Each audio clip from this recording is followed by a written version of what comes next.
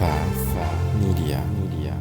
If Morgan had not been willing to sacrifice herself in this episode, then Ahsoka and the gang would have been able to get on the Star Destroyer, and we'd have a completely different ending to the story. You're listening to Path of the Jedi with your host, Ronnie Cruz. All right, welcome to Path of the Jedi, the podcast where Star Wars meets personal development. My name is Ronnie Cruz, your host for this satisfyingly inconclusive adventure. That's right, satisfyingly inconclusive. Okay, so why so many words in our word of the episode? Well, satisfyingly inconclusive. Let's start with satisfying. Incredibly satisfying experience. This entire season of Ahsoka, top to bottom, everything that they delivered, from getting to see the live action versions of the characters that we know and love so well, and then also really satisfying to see where that story continues, right? Like the bridge, what has happened to a storyline that pretty much just cuts off at the end of Rebels. We're left hanging with a lot of questions, a lot of what ifs. Of course, we know what happens in the grander scheme of things. We know that the rebellion, there's a rise to the rebellion, and eventually the Empire falls. But specifically with these characters, we have no idea what has happened, and so it's really satisfying to see that storyline continued in this show. I mean, this show does feel a lot like the next season of Rebels, if you look at it. Now, it's also satisfying because this final episode is just really satisfying. How it concludes the storyline for this season, the story arc for this season. So much happens, so much is jam-packed into it. And really, the way I see this entire season of Ahsoka is it's one long thing, right? It's one long. If you played it all consecutively, if you watched it back to back to back, I mean, it would take a while, but it would play like the extended cut of a movie, right? I can imagine them releasing or cutting all this stuff together and cutting it in a shortened form and releasing it as a full length feature. And in the show version, we're actually getting that extended, unedited director's cut version. So it's incredibly satisfying experience, and having the climax of the entire season in this one episode, really satisfying. It was an incredible ride, and there's so much to talk to in this show. I feel like covering it in 8 episodes here on the podcast just doesn't do it justice. So I may have to devote more episodes to Ahsoka, even though we're going to be wrapping up with the actual episode by episode today. So what about inconclusive? Well, I mean, it's pretty straightforward. The end of this particular episode, Ahsoka Part 8, as well as like the wrap-up of the season, the end of the entire season, it's very inconclusive. It's very open-ended. Sure, this episode wraps up the entire season very nicely. It's a great end to an amazing season of the show.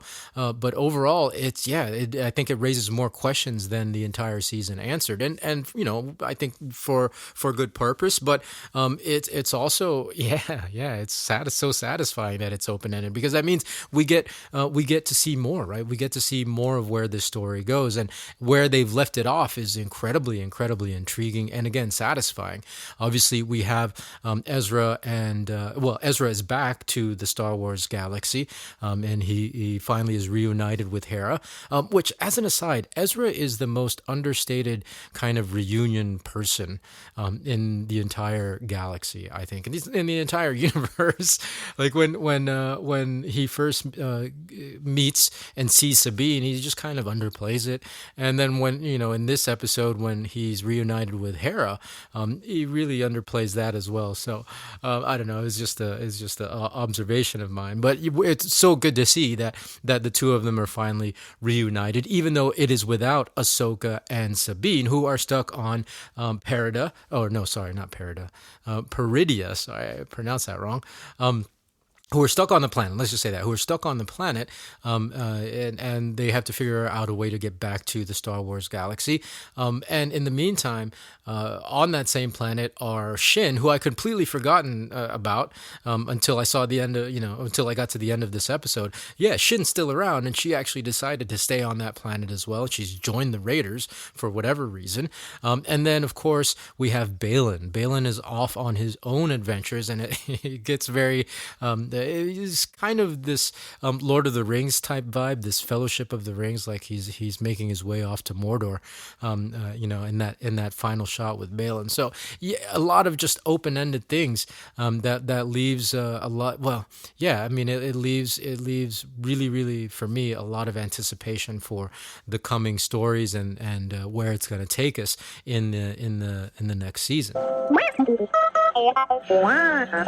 Okay, before we get into the meat and potatoes of this episode, I do want to talk a little bit about the shout-out community. If you've been listening to this show for any length of time, you know that at the end of it, in the outro, I do a shout-out. It's, just a way for me to shine the light and celebrate an individual or an institution, just people, really. I like to celebrate people. I think everybody is deserving of a little light being shined. I don't know what the proper word is, but you know what I mean. Everybody deserves to have a little light shined on them, shown on them. Man, that's gonna mess me up for a little while. But again, you know what I'm trying to say. And so I've created this thing called the Shout Out Community, and it's nothing formal, but it's a community that I'm working to grow of podcasters, other podcasters. It can be in the geek space, mostly in the geek culture space, Star Wars, comics, Marvel, DC, etc., Harry Potter, Lord of the Rings, whatever your particular fandom happens to be, and if you're a podcaster.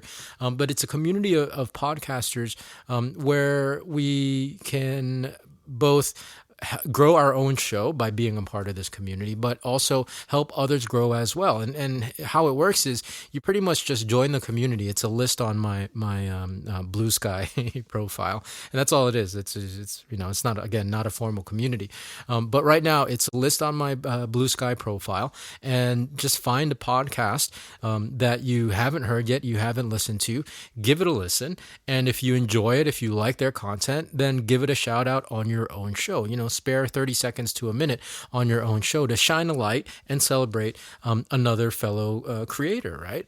Again, just a really simple, no pressure, informal way to grow our show, grow the community, and, put some more, to spread some more light and celebration into the world. Again, I think it's really important, especially in this day and age. I mean, maybe everybody says that about their generation or the times and the era in which they live, but I feel like we're experiencing some particularly challenging times, and my way of kind of counteracting that and counterbalancing that, bringing balance to the force, so to speak, is by celebrating and by bringing more light into the world. And I think we can do that fairly easily and for free by just celebrating each other. And so that's what really, at the essence, is what the shout out community is all about, and why I do shout out. So if you are a podcaster, if you're a creator in this space and would like to be a part of that community, come find me on Bluesky. I'll leave a link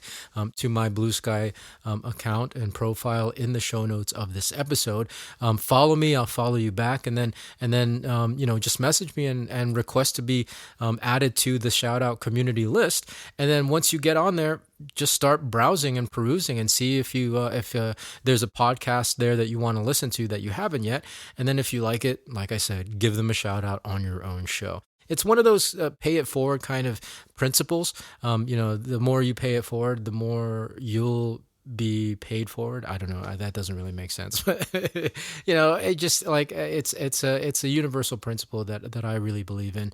You put out what you want to get, and so you put out what you want to receive. You put out being recognized and being celebrated, and eventually that energy and that light will come back to you. So again, it's the shout out community. Come find me on the Bluesky app.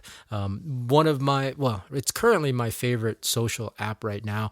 I like it much more than Threads. I am on Threads. I'm active on Threads, but I really am working to build my Bluesky. So find me on there. Again, if you'd like to become a part of the shout out community, if you want to participate in this shout out movement, just message me and let me know, and we'll go from there. Classified, really?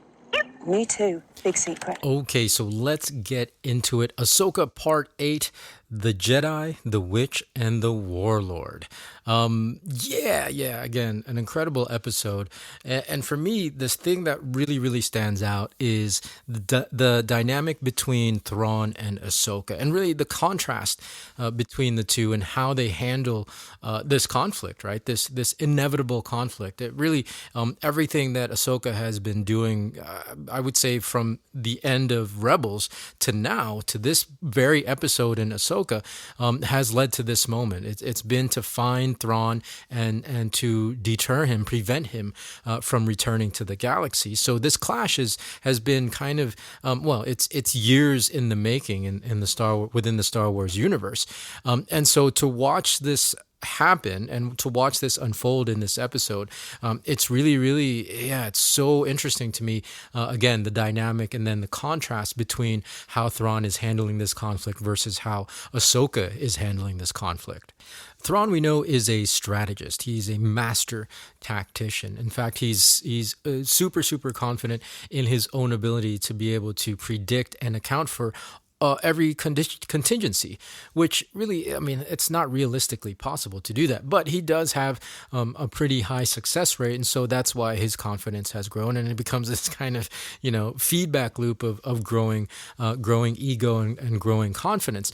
But my question to you is, when strategy fails, what do you rely on, right? What do you rely on? Sure, Thrawn has been, been able to accomplish the things that he's been able to accomplish thus far. But let's not forget, he's been marooned and exiled on this planet in a distant galaxy for years. And had it not been for outside players like the Night Sisters and Morgan Elsbeth, and even Sabine playing a role in helping Balin and Morgan get to that planet and that galaxy in the first place, none of his plans would have come to fruition. And in fact, at the beginning of this episode, we see him admit that he sometimes doesn't make the right call. He says, "Even I fell victim to the heroics of a single Jedi. Never again." Talking about Ezra, but also he says never again because, he thinks that he now has enough knowledge and ability to not let that particular situation happen again. Well, throughout this entire episode, we see not only we have now one Jedi, but we have three Jedi tripping him up every step of the way, and he's had to adjust, his strategy and his tactic. And as I said earlier, when all strategies fail, what are you left with? I think the biggest folly with relying on strategy all the time, and it's not that strategy is a bad thing, right? Tactics are not a bad thing, but there's so much more to the picture. There's so much more to the entire equation than just relying on strategy and tactic, right? The folly in it is that relying on strategy, solely on strategy and tactics, is that it lulls you and lulls us into believing that we have control.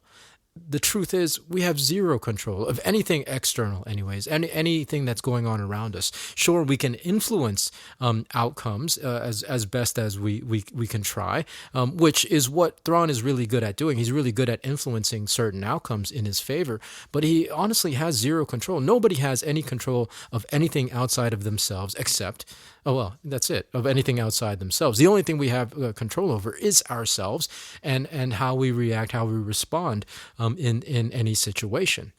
So relying on strategy and tactics really, again, is, in my opinion, folly. Not that strategies and tactics are useless, but there is, as I said earlier, so much more to the equation.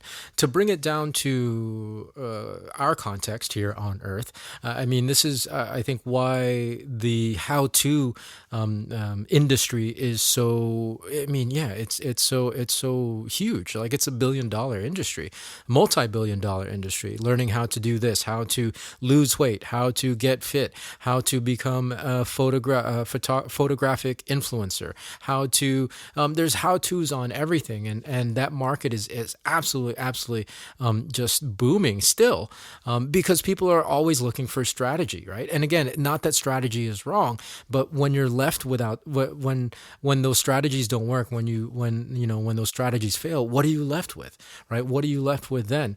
I think one of the reasons why the how-to industry is so successful is that it fools us. I mean, maybe not purposefully, but it does fool us into believing that we can take control through these particular strategies that were being sold.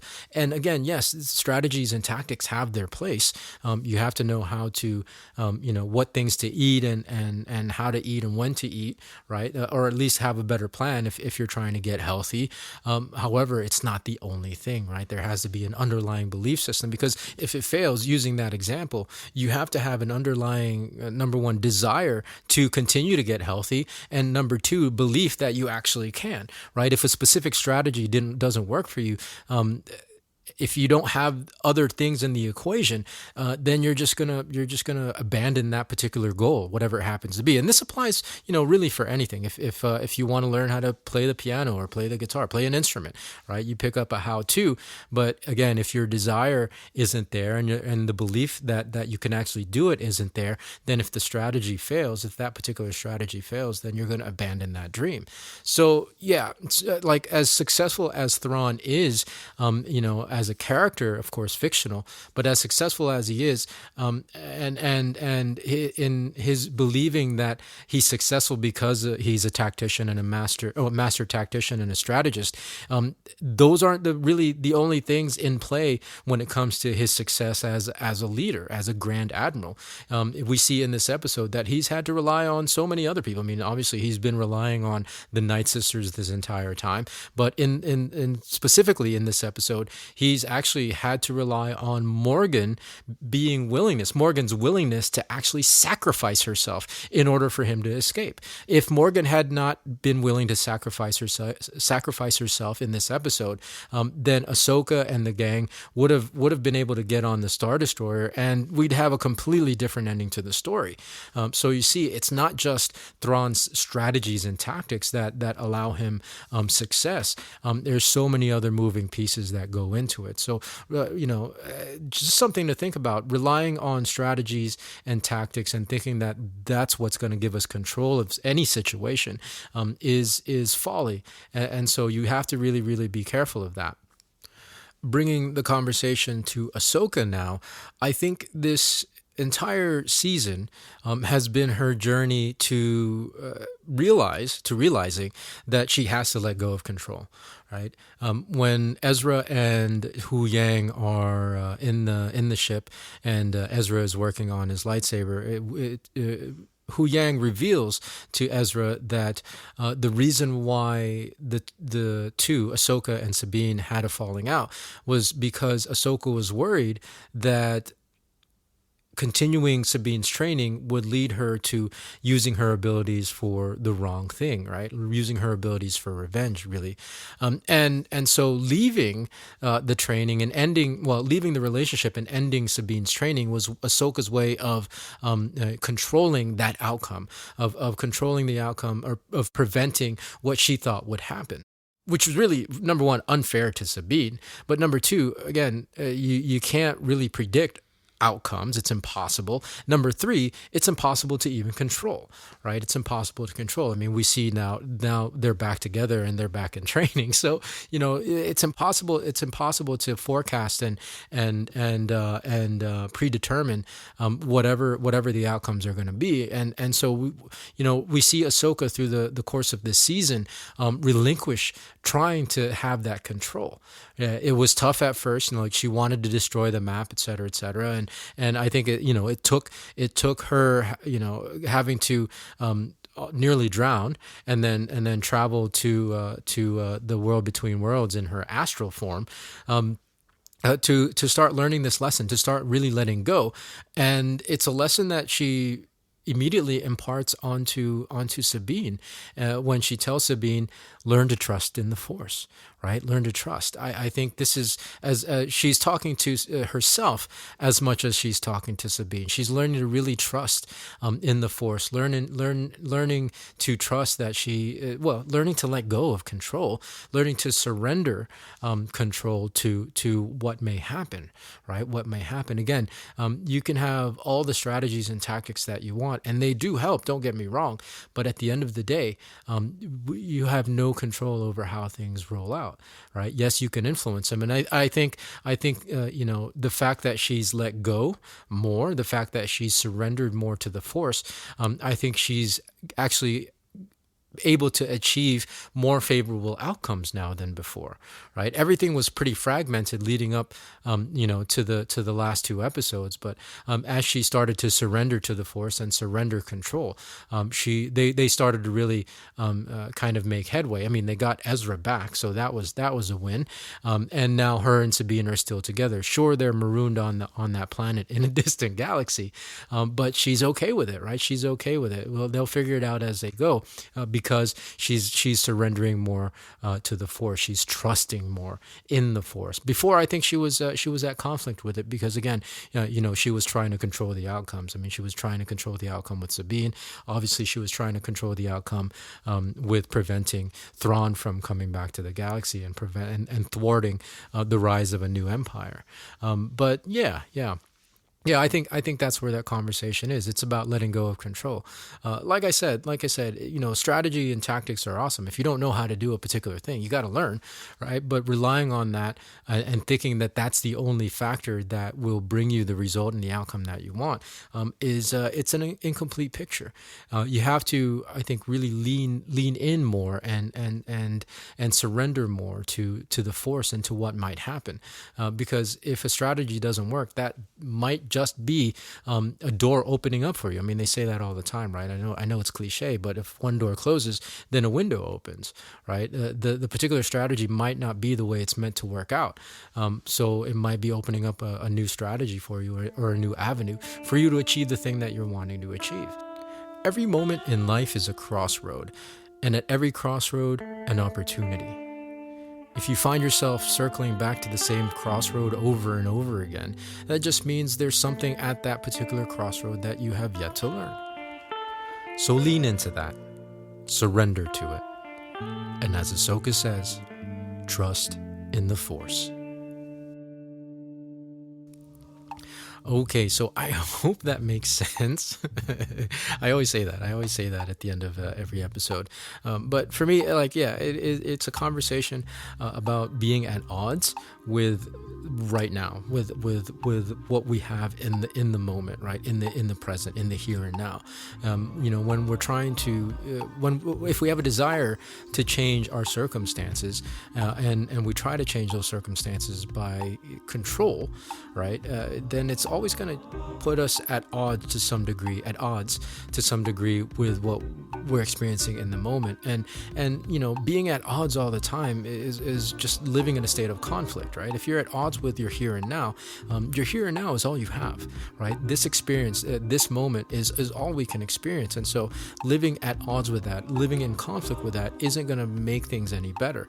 And trying to, the notion that we can control or try to control, the outcomes in order to change our here and now, doesn't work because again, it puts us at odds with the here and now.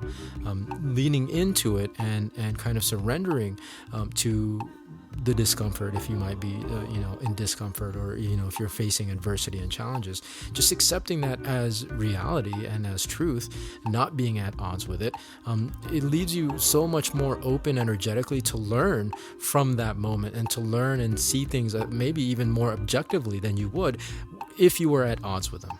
if that makes sense. So having trust and surrendering to the here and now, no matter how uncomfortable it might be, is really a better path to changing the situation than thinking you can control the outcome.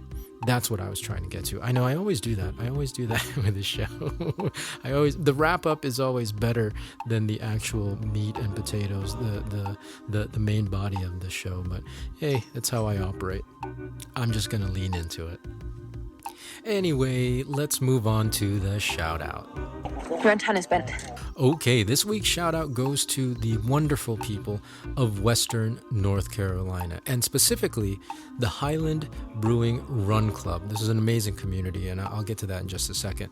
But I wanted to shine the light on Western North Carolina, and really the entire region, but specifically Western North Carolina because I live here. I am from Western North Carolina, and really just the things that we've been through in the last handful of months. I know it's not, just us. I know people around the world are going through a lot of challenges and adversities and conflict, but again, this is unique to my personal experience. So I wanted to give a shout out and shine some light on these incredible communities, and how resilient the people here in Appalachia are. Right? First of all, we saw an absolute calamity, this disaster that is unprecedented. And I know that word gets thrown out a lot, but it seems to be more and more happening with these unprecedented kind of natural disasters, right? And we experienced something that, like they say, it's a once in a generation. But I don't think it's ever happened before in this region, at the very least in recorded history.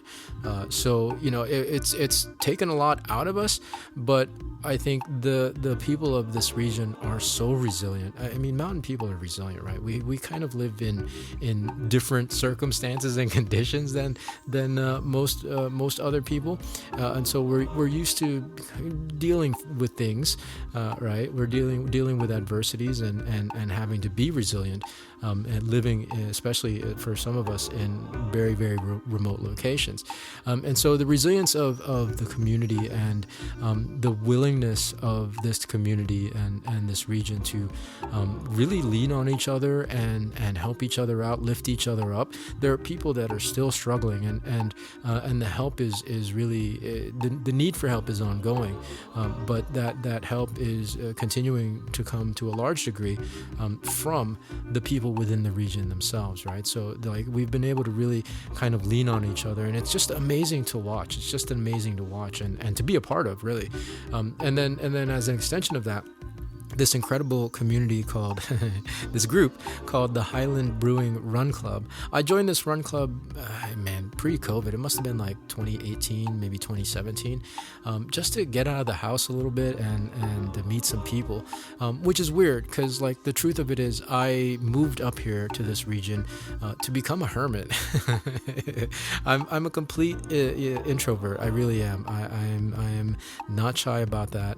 That's the one thing I'm not shy about, is that I am an introvert. I do like to be alone, and so that's why I moved up here. But then I recognized, okay, let me at least go into town and meet a few people, and occasionally have a beer with them, after we go for a run. I love running too. I'm a runner. And so joining the run club actually allowed me to get some road miles in, a few times a month. So being a part of this community and how welcoming they are, even though how infrequent I see them and how infrequent I actually go to town, they have welcomed me into this community and into this group with open arms, and they always keep me in the fold, and it's just incredible. It's just incredible the amount of support that they give each other and that they've given me, again, even though I'm really on the periphery of this thing, because I am such a hermit, but no matter how long it's been since I've actually attended Run Club, they're just always just super glad to see me and are super welcoming and supportive. So it's kind of a microcosm of the people of this entire region. Like I said, Western North Carolina people are amazing. amazing. They're an amazing people. So I really wanted to shine a light on all of these with this entire region of Western North Carolina. And I want to ask you for your help. We are still much in much need. Yeah, we are still in much need of help, especially financially. So, I've kind of had this ongoing fundraiser going. I'll leave the link in the show notes of this episode. But whatever you can contribute, I split up the contributions between three specific charitable organizations or three fundraising efforts. One being beloved Asheville, the second being Hot Springs Recovery.org, which is I'll leave the link of this of all these in the show notes, along with my particular fundraiser. But Hot Springs is where I live. It's the I'm part of the Hot Springs town, so definitely want to give funds and help to that community. And then Marshall Recovery, I think is what it is also. Marshall is another really, really heavy hit town by the floods, was pretty much washed away. We still need help in this region. So as much as you can give, and it doesn't have to be much. Even if you just want to share this episode so that this fundraising gets out there, I would really appreciate that.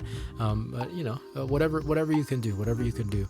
I know, as I said earlier, there are a lot of people around the world that need help, and it's okay if you can't. It really is okay if you can't. But if you can, it would be greatly appreciated. So anyways, this shout out is something near and dear to my heart because I am part of this community, I am part of this region, but more than just shining light on myself, because that's not my jam.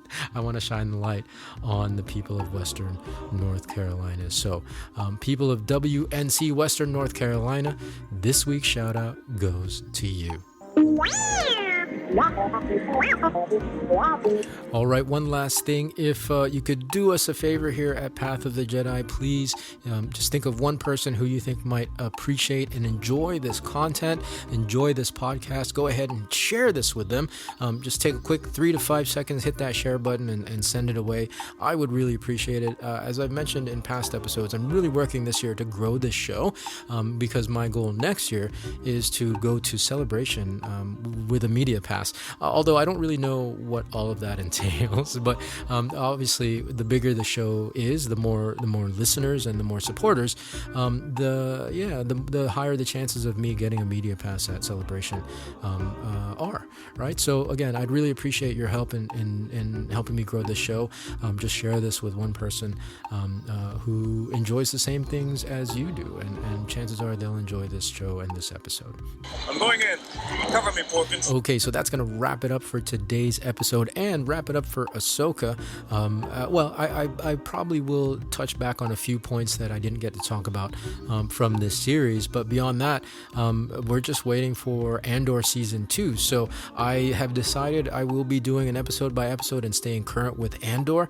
That's going to be really fun because then I'll get to watch the show and enjoy it with you in real time as it's coming out. So be on the listen for that. If you're not already following the show, go ahead and hit that plus button or whatever button it happens to be on the particular app that you're listening on, and leave us a rating and a review wherever ratings and reviews are possible, are offered. I know on Apple and on Spotify they are, so I'd really appreciate it. Again, it's one of those little things that you can do to help us grow this show. Okay, so besides that, have a great rest of your week. Have a great weekend. We'll catch you next week with a fresh new episode. So until then, take care of yourself, take care of each other, and may the Force be with you. This podcast is not endorsed by the Walt Disney Company nor Lucasfilm Limited and is intended for entertainment, educational, and informational purposes only. The official Star Wars website can be found at www.starwars.com. Star Wars, all names and sounds and any other Star Wars related items are registered trademarks and or copyrights of Disney and their respective trademark and copyright holders. All original content of this podcast is intellectual property of Path of the Jedi unless otherwise indicated.